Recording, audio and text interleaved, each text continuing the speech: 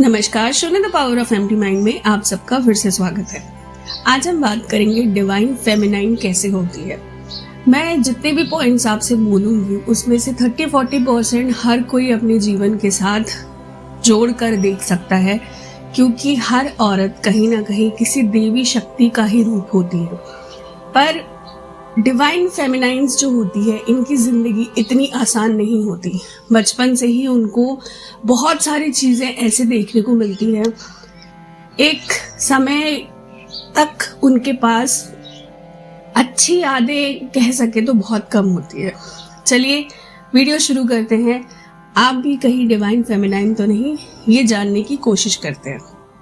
सबसे पहला पॉइंट, जितने भी फैमिली में मदरली फिगर वाले लोग होते हैं, जैसे माँ हो गई, बहन हो गई, चाची हो गई, ताई हो गई, इनफैक्ट शादी के बाद जो सास या फिर ननंद वगैरह हो गई, इनके साथ ये बहुत अच्छे से कनेक्शन बनाने की कोशिश करती है।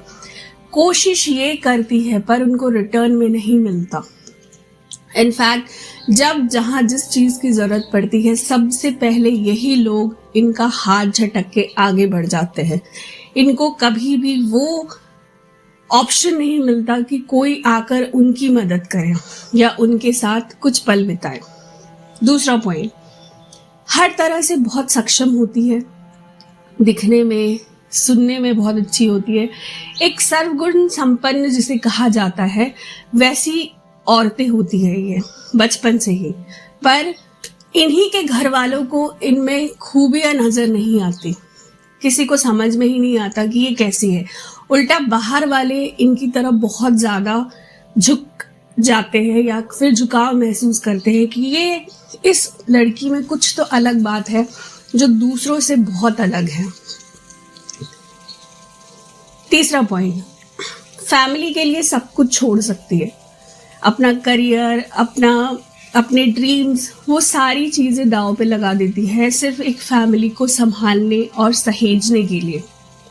चौथा पॉइंट, इमोशनल बहुत होती है। हर जगह पे अपने इमोशन शो करना इनकी एक बहुत बुरी आदत भी हो सकती है, कह सकते हैं, या फिर वो अपने इमोशंस पे कंट्रोल ही नहीं कर पाती। पांचवा पॉइंट, क्योंकि ये लोगों को देती बहुत है और जहाँ कोई बीमार है हमेशा वो उसकी देखभाल करना, कोई अगर आके इनको बोल भी रहा है ना, इतना मत करो तुम खुद बीमार पड़ जाओगी, तब इनका हमेशा रिटर्न यही आंसर होता है, अरे आज मैं कर रही हूँ ना, कल ये मेरे लिए करेंगे, जो कि कभी नहीं होता। इनफैक्ट रिलेशनशिप से इनको वो सेटिस्फैक्शन कभी नहीं मिलता। अगला पॉइंट, इनके साथ बुरा करना बहुत मुश्किल होता है, क्योंकि ये खुद ही एक देवी स्वरूप होती है, देवी ऊर्जा के साथ पैदा होती है। इनके साथ अगर किसी ने कुछ गलत कर दिया ना, तो ऊपर वाला उस चीज़ की घंटी खुद बजाता है। ये कभी किसी के लिए गलत बोले, गलत सोचे या गलत करे ऐसा ज़रूरी नहीं होता। ये कभी किसी को बद्दुआ नहीं देती, पर कहीं ना कहीं ऊपर वाला इस चीज़ का हमेशा ध्यान रखता है कि इसके साथ कोई कुछ गलत ना करे। अगला पॉइंट, क्योंकि ये दिखने में या इनका ऑरा बहुत पवित्र होता है, बहुत अट्रैक्टिव होती है। ये ज़रूरी नहीं है कि बहुत खूबसूरत हो, पर इनके अंदर कुछ बात तो होती है, इसी वजह से लोग बहुत जल्दी अट्रैक्ट होते हैं। कई बार ये भी देखा जाता है कि इसी कारण बचपन में इनके साथ कुछ ऐसा हादसा ज़रूर होता है जिसका दर्द या फिर जिसको वो ज़िंदगी भर नहीं भूल पाती। अगला पॉइंट, अगर हम बात करें कि ऐसे लोगों की शादी कैसी होती है, इनकी ट्रेनिंग जो है ना, ये बचपन से ही शुरू हो जाती है। किस तरह की ट्रेनिंग? अकेले रहने की। अगर आपके अंदर देवी ऊर्जा है तो ऑब्वियस ही बात है, वो देवी ऊर्जा आपसे कोई बहुत बड़ा काम करवाने के लिए ही आपके साथ जुड़ी हुई है। इसी वजह से बचपन से ही इनको अकेला कर दिया जाता है, इनको हर एक एक्सपेक्टेशन से बाहर निकाल दिया जाता है और बचपन से ही इसको ये चीज़ समझा दिया जाता है कि नहीं, तुम नहीं हो इनके बीच में रहने के लिए। इसी वजह से यही कारण है कि इनको पति भी अच्छा नहीं मिलता, ससुराल भी अच्छा नहीं मिलता। पति से भी वो मुश्किल से शादी के कुछ टाइम के बाद ही इनकी प्रॉब्लम शुरू हो जाती है। जैसा कि मैंने पहले ही बताया कि मदरली फिगर को वो अपनाने की बहुत कोशिश करती है, पर सास या उस घर की जितनी मदरली फिगर्स होती है वो इस चीज़ को एक्सेप्ट नहीं करती, जिसके कारण इनकी शादीशुदा जिंदगी भी उतनी अच्छी नहीं चलती।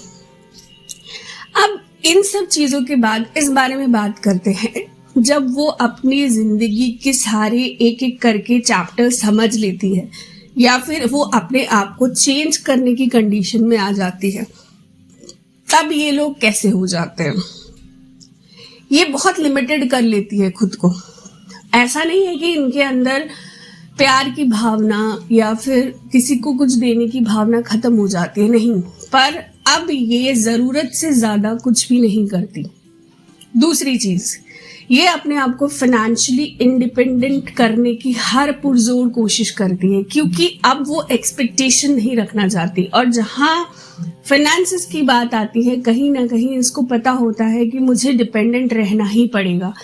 उसी डिपेंडेंसी को तोड़ने के लिए ये कुछ ना कुछ अपने जीवन में अब बड़ा करने की कोशिश में लगी रहती है।